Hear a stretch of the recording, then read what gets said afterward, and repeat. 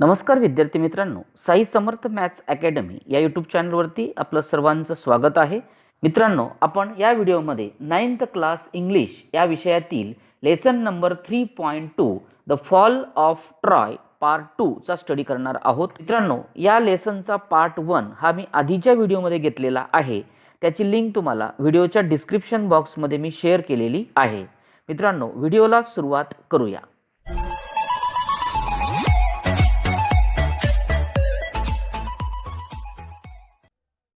At last, Troy was taken not by force but by trick. अखेरीस मित्रांनो, ग्रीकांनी असं ठरवलं की ट्राय हे शक्तीने नव्हे तर युक्तीने आपण त्यांना जिंकू शकू असं त्यांनी विचार केलेला आहे. It was the cunning Odysseus who thought of plan to obtain the व्हिक्टोरी.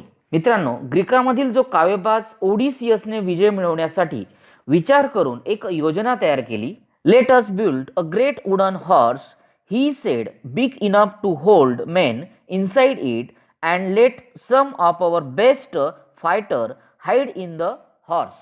त्याने सांगितलं की एक प्रचंड मोठा लाकडी घोडा आपण बांधूया, इतका मोठा की त्यामध्ये माणसे मावू शकतील आणि उत्तम जे लढवय्ये असतील ते त्या घोड्यामध्ये लपून राहतील अशी योजना आपण करूया.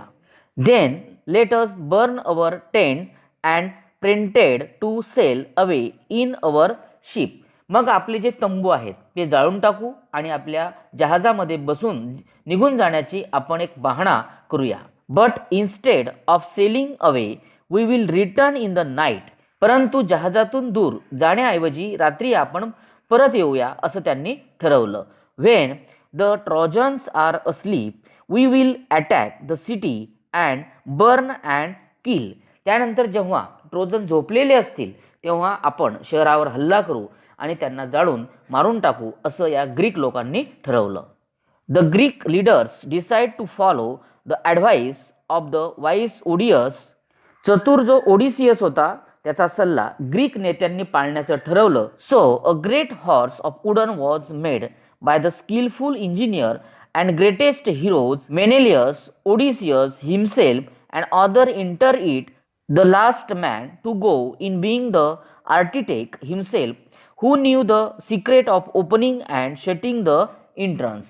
त्यानंतर त्याप्रमाणे एका कुशल अभियंत्याकडून एक भला मोठा लाकडी घोडा तयार केला गेला आणि सर्वात महान जे लढवय्ये आहेत जसं मेनेलॉस आहे, स्वतः ओडिसियस आणि इतर काही जे जण असतील त्यांनी त्या घोड्यामध्ये प्रवेश केला आणि सर्वात शेवटी घोड्याचे जे प्रवेशद्वार आहे ते उघडण्याचं आणि बंद करण्याचं गुपित माहीत असलेला घोड्याचा जो शिल्पकार आहे त्यामध्ये उतरला. That evening the Greek burn their tent and sailed away in their ship but they do not go very फार.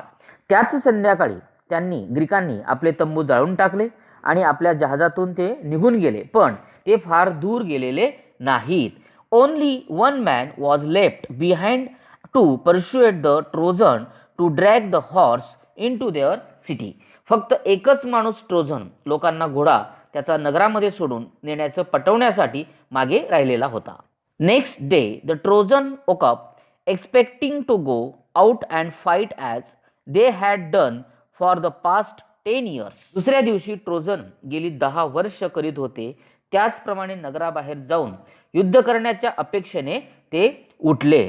What delight and surprise they felt at the site they saw on the seashore outside the walls. It seemed that the long sigh was over at last. नगराच्या भिंतीपलीकडील समुद्र किनारा पाहून त्यांना खूप आनंद आणि आश्चर्य वाटलं.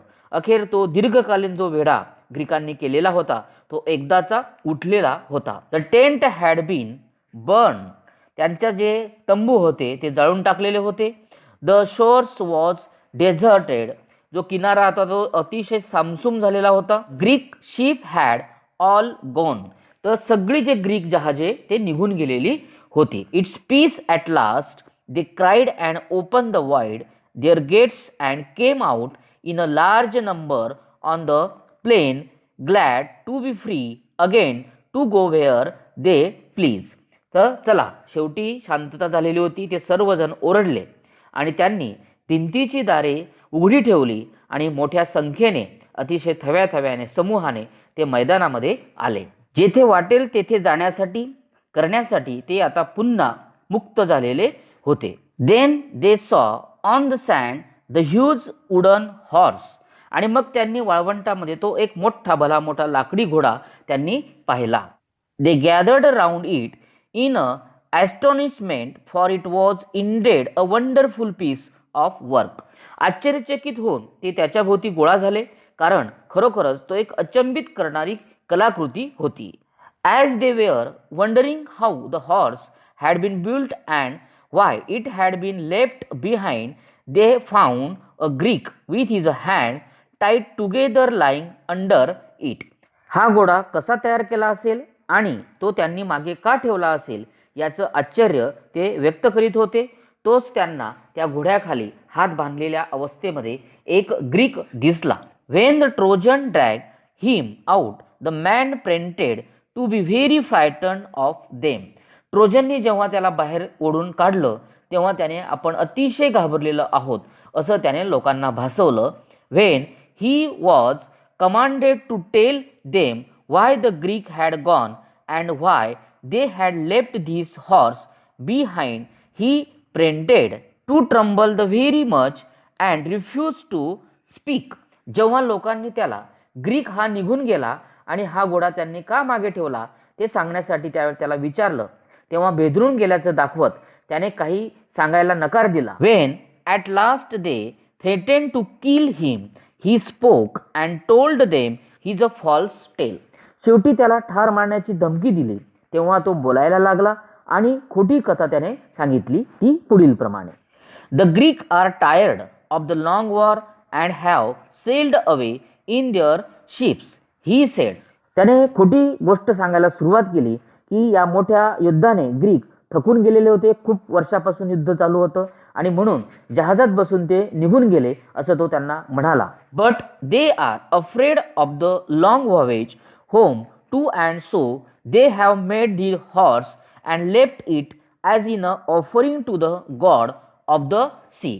पण मायभूमीपर्यंतच्या लांबलचक प्रवासालाही ते घाबरत होते, म्हणून त्यांनी हा घोडा तयार केला आणि समुद्र देवतेला अर्पण करून तो तेथेच ठेवलेला आहे. They wanted also to kill me and offer me as a sacrifice to the sea god, but I escape and hide from them. ते मलाही मारून समुद्र देवतेला बळी देणार होते, पण मी निसटलो आणि त्यांच्यापासून लपून राहिलो. But why did the Greek make such a huge horse, some of the Trojan ask.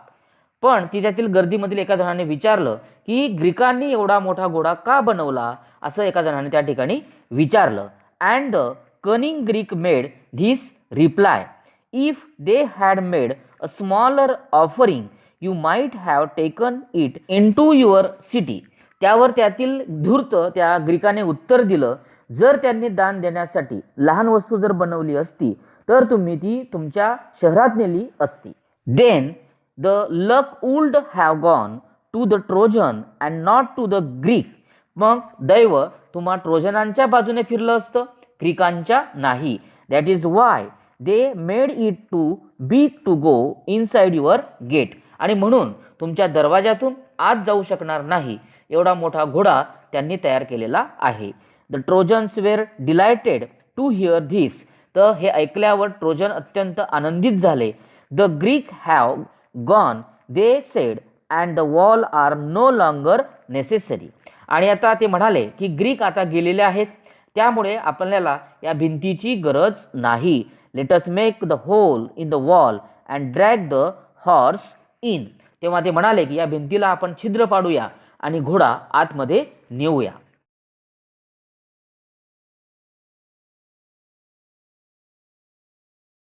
There wise priest warned them not to do so. ट्रोजनच्या धर्मगुरूंनी त्यांना तसं न करण्याचा इशारा दिला. It may be trick that will ruin us, he said. ते धर्मगुरू म्हणाले की ही आपल्याला नेस्त नाबूद करण्याची एक युक्ती असू शकते, त्यामुळे तुम्ही त्यांना घोड्याला आतमध्ये नेऊ नका, अशा प्रकारचे धर्मगुरू त्यांना सांगतायत. You will bring disaster on the city if you break down the walls. तर ते म्हणाले की भिंत पाडल्यास तर शहरामध्ये मोठं संकट तुम्ही आणाल.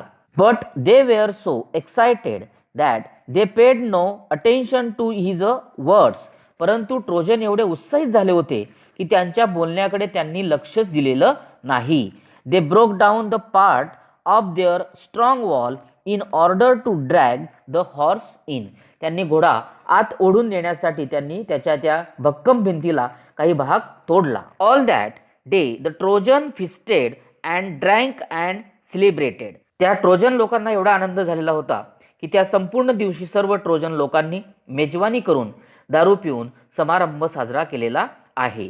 After all their celebration they went to the sleep and slept साऊंडली.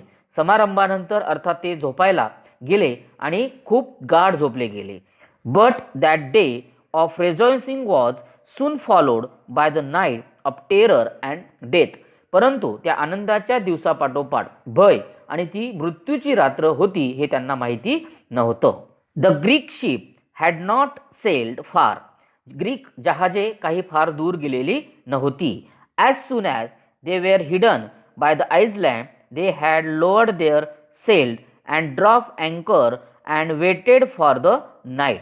एका बेटामागे ती लपली गेल्यावर त्यांनी जहाजाची शिडे त्या ठिकाणी उतरवली, नांगर टाकले आणि रात्री होण्याची ती वाट पाहत होते.